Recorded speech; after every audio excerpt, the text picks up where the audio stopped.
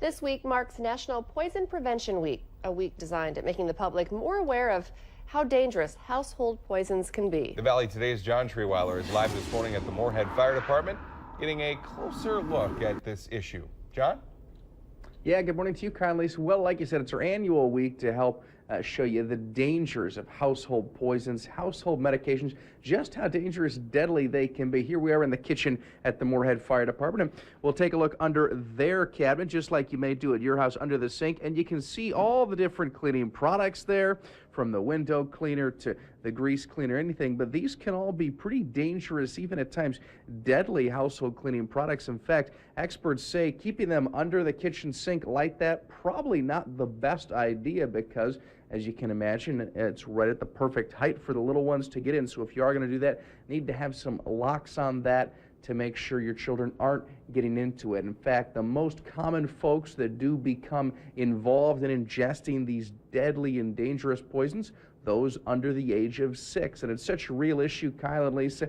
In 2010, more than 42,000 died from ingesting poison. 2011, Poison Control Centers received more than 2 million calls for exposure incidents. So we're, of course, going to walk you all through it this morning, show you how to prevent this from happening in your home, also show you how dangerous and deadly these common household poisons can be. And of course, that number we'll share with you, 1-800-222-1222. That is, of course, the National Poison Center Control Center line. You can always call them if you get into trouble, or 911. Kyle and Lisa.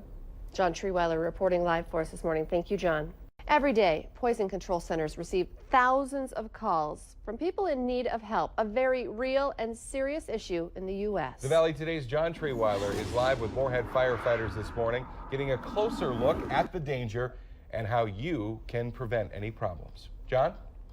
Yeah, good morning to you, Kyle and Lisa. Well, Assistant Moorhead Fire Chief Jeff Wallen joins us now. Good morning to you, Jeff. Morning. We've got a lot of household items out here on the table. These can absolutely be very dangerous items, isn't that right? Yes, if you think about the cleaners in your house, they're typically designed to help strip away grime and grease, clean things up.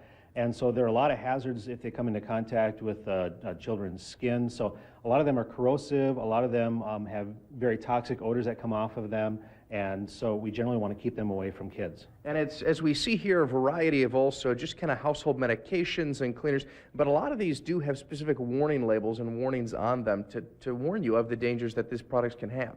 Yes, and if you have these products in your house, we want you to read and become familiar with the hazards of the product and also some of the first aid and safety measures in case the product gets on the skin of your child or in case they ingest that, so that you know ahead of time some of the things that you can do if kids come into contact with these products. Okay, and we're going to talk a little bit more about safety as far as these items go in a little bit later, but you can see, Kyle, even those pills right here just kind of look like candy to a child. Again, that National Poison Control Center hotline number for you is 1-800-222-1222.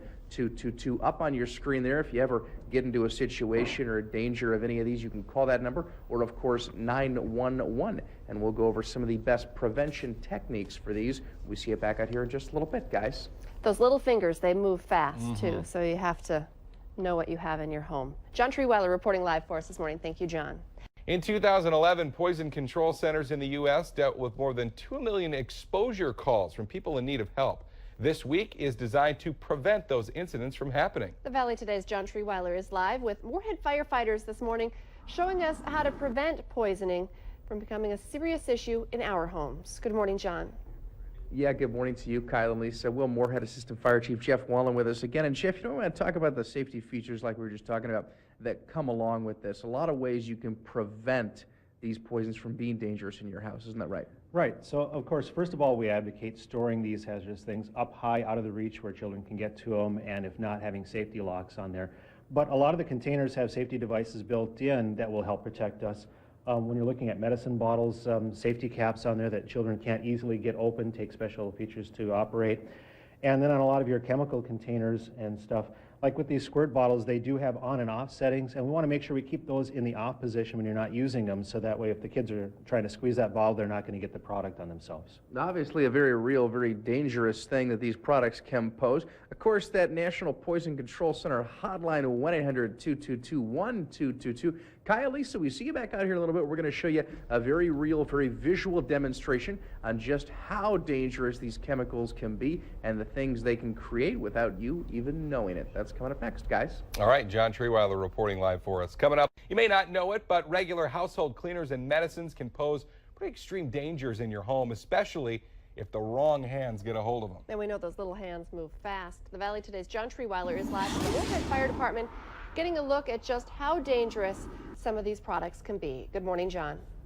Yeah, good morning to you, Kyle and Lisa. We're really going to illustrate that point for you here this morning by showing you what happens when two very common household cleaners come together. Jeff Wallen here with us again. Jeff, explain to us what we're about to do and see. Yes, well, we've got two common household cleaners here, bleach and ammonia, and folks use those for various cleaning products at home. And some folks might get the idea, well, maybe if I mix the two together, I'll get this nice super cleaner that would work well.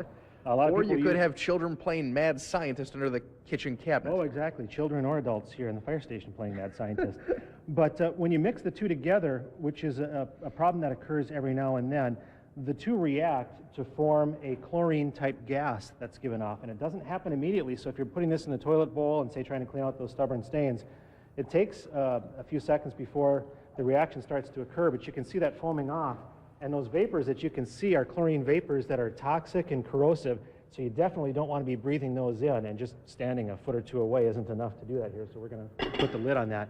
But if you put that stuff in the toilet, try to flush it down, those vapors will continue to be produced and will expel out over the course of the next several hours. Yeah, we can see this gas floating here because it's actually heavier than air right now. And if we come into contact with this or really any poison, Jeff, what should we do?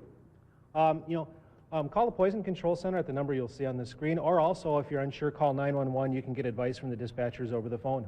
Okay, perfect. Great advice, great tips, and something definitely to be careful about. Kyle and Lisa. John Trierweiler reporting live again. Poison Control Week, and yeah, like you said, little hands can make quick work, and if they don't know any better. They don't know what they're getting into.